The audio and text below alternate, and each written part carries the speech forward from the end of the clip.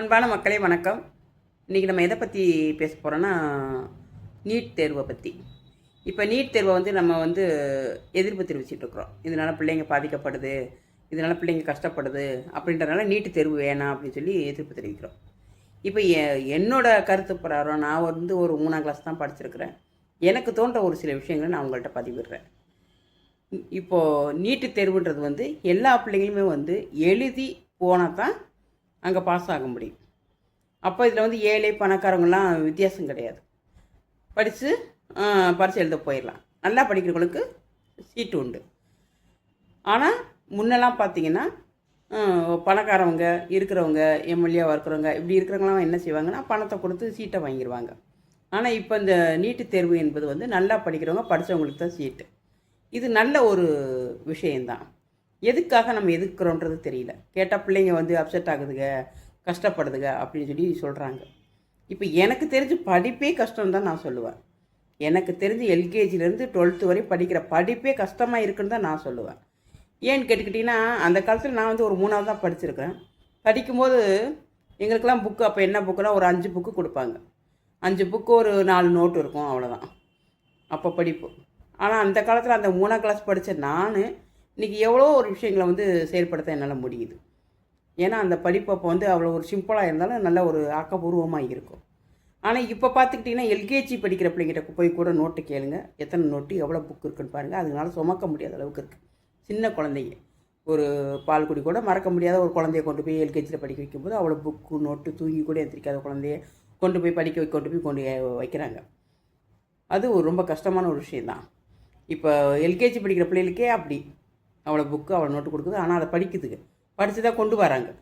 அதை நம்ம கஷ்டம்னு யோசிச்சிருந்தா அப்போ அதை படிக்க வைக்க வேண்டிய அவசியமே கிடையாது.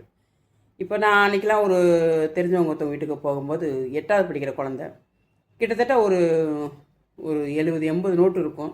புக்கு ஒரு 20 புக்கு இருக்கும். அவ்வளோத்தையும் குமிச்சு போட்டு உட்காந்து பைண்டிங் பண்ணிகிட்டு இருக்கிறாங்க. அவங்க எதுக்கு எல்லாருக்கும் வேறு யாரும் பைண்டிங் பண்ணி கொடுக்குறீங்களான்னு கேட்டால், இல்லை இது ஒரே ஒரு ஆளுக்கு தான் 8வது படிக்கிற குழந்தைக்கு சொல்கிறாங்க. எனக்கு ஒரே ஆச்சரியம். இந்த நோட்டப்புறம் என்றைக்கு எழுதுறது, இந்த புக்கப்புறம் என்றைக்கு படிக்கிறது குழந்தைங்க அப்படின்னு ஒரு பெரிய அதிர்ச்சியாக இருந்துச்சு. அதையும் படித்து தான் பிள்ளைங்க போயிட்டுருக்குதுங்க. இப்போ எல்லா படிப்புமே அப்படி தான். எல்லாமே படிப்புங்கிறது படிப்பு எடுத்துட்டாலே கஷ்டமாக தான் இருக்குது. ஒரு மருத்துவத்துக்கு ஒரு டாக்டருக்கு படிக்கும்போது அதுக்கான படிப்பு ஆழமாக பொறுமையாக சிந்தித்து படித்து கொண்டு போகிறதுல ஒன்றும் தப்பு இல்லை. இப்போது டாக்டர் தொழிலாக இருந்தாலும் சரி, கரெக்டாக இருந்தாலும் சரி, அவங்களோட வாழ்க்கை பூராமே படிப்புலே தான் போகும். அவங்களுக்கு படிப்பு முடிவே கிடையாது. அவங்க படிச்சுக்கிட்டே தான் இருக்கணும். அப்படி ஒரு கஷ்டமான ஒரு இது தான் அந்த இது. ஆனால் நீட்டு எழுதுறதுல ஒன்றும் தப்பு இல்லை. அதை ஒரு 13ஆம் கிளாஸாக கூட எடுத்துக்கிட்டு அதை பிள்ளைங்களுக்கு நல்ல ஒரு மனப்பக்குவத்தை கொடுத்து தெளிவை கொடுத்து இது கஷ்டம் இல்லைன்னு சொல்லி படிக்க வச்சு கொண்டு போய் எழுத வைங்க. அது பணக்காரன் ஏழை அப்படிலாம் ஒன்றும் கிடையாது. நம்ம படிக்கிற பிள்ளைங்க எங்கேனாலும் போய் படிச்சிருங்க. படிப்பு எங்கேனாலும் போய் பிள்ளைங்க படிச்சிருங்க. இப்போ ஏழை பிள்ளைகளை எடுத்துட்டிங்கன்னா படிப்புனாலும் சரி, கஷ்டப்பட்டு உழைக்கிறதுனாலும் சரி, ஒரு மனதைரியம் எல்லா ஒரு ஆற்றலும் ஏழையாக இருக்கிறவங்கள்ட்ட இருக்கத்தான் செய்யும். அப்போ அவங்கள்ட்ட நம்ம ஒரு 8வது படிக்கும்போதே நம்ம அந்த பக்குவத்தை சொல்லி சொல்லி படிக்க வச்சுட்டோம்னா நீட் எக்ஸாம் எழுதுறதுலாம் ஒன்றும் பெரிய கஷ்டமே கிடையாது. அதுக்கு எதிர்ப்பு தெரிவிச்சுக்கிட்டு இதனால் பிள்ளைங்க சூசைட் பண்ணிக்கிட்டு மன அழுத்தம் வந்துக்கிட்டு ஒரு வருஷம் விட்டு அடுத்த வருஷம் கூட எழுதிக்கிடலாம். இப்போ எங்கள் வீட்லேயே என் மகன் ஒருத்தன் நீட்டு தான் எழுதிட்டு இருக்கான். ஒரு தடவை எழுதிட்டான், அது கொஷின் அவுட்டுன்னு சொல்லிட்டு திரும்ப எழுத சொல்லியிருக்கிறாங்க. அவனை நான் பார்க்கும்போது பெரிய ஆச்சரியப்படுவேன். ஏன்னு கேட்டிங்கன்னா அமைதியாகவே தான் இருப்பான். எந்த நேரம் பார்த்தாலும் படிச்சுட்டே தான் இருப்பான். கையில் படிப்போடு தான் எப்போ பார்த்தாலும் சாப்பிட்டு முடிச்சோன்னே படிக்க ஆரம்பிச்சிடுவான். ஒரு அமைதியாக அழகாக பொறுமையாக ரொம்ப அவனோட தெளிவே நல்லா இருக்கும். ஏன்னா அவன் நிதானமாக அதை படிக்கிறான். அதை அவன் கஷ்டமாகவும் எடுக்கலை, ஐயோ இது இப்படி இருக்கேன்னு புலம்பவும் மாட்டான். அழகாக பொறுமையாக படிப்பான். அதை பார்க்கும்போது ஆச்சரியமாக இருக்குது. என்னடா அது எல்லோரும் எதுக்கு பயப்படுறாங்க செய்கிறாங்க, ஆனால் இவன் எந்த ஒரு இதுவும் இல்லாமல் படிக்கிறானேன்னு சொல்லிட்டு அதை நினச்சி பார்க்கும்போது சந்தோஷமாக இருக்கும். அதுலேருந்து ஒரு சில உண்மைகளை நான் புரிஞ்சேன். படிக்கிற பிள்ளைங்க எங்கேனாலும் படிச்சிருங்க, எதனாலும் படிச்சிருங்க.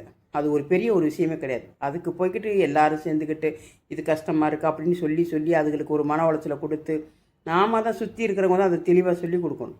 ஒரு மன வைராக்கியத்தை கொடுக்கணும். இப்போது மருத்துவன்றது உயிர் காக்கும் ஒரு நோய். இப்போ அந்த காலத்தில் எல்லாம் நெட் எக்ஸாம் எழுதிட்டு தான் படித்தாங்களான்னு கேட்டால் இல்லை. அந்த காலத்தில் நோயும் ஒரு வித்தியாசமாக இருக்கும். நோயெல்லாம் அந்த அளவுக்கு இந்த அளவுக்குலாம் இருக்காது. ரொம்ப கட்டுமா ஒரு ஒரு சும்மா ஒரு கஷாயத்தை போட்டு குடித்தா கூட ஒரு காய்ச்சல் தலைவலி சரியாக போயிடும். அப்படி உள்ள காலம் அந்த காலம். ஆனால் இப்போ அப்படி கிடையாது. உச்சியிலேருந்து உள்ளங்கால் வரைக்கும் நோய் தான். என்னென்ன நோயின்னு சொல்ல முடியாத அளவுக்கு வித்தியாசமான நோய்கள் வருது. அப்போ நம்ம வந்து ஆழமாக படித்து ஆழமாக கொண்டு போனால் தான் அதை சரி பண்ண முடியும்.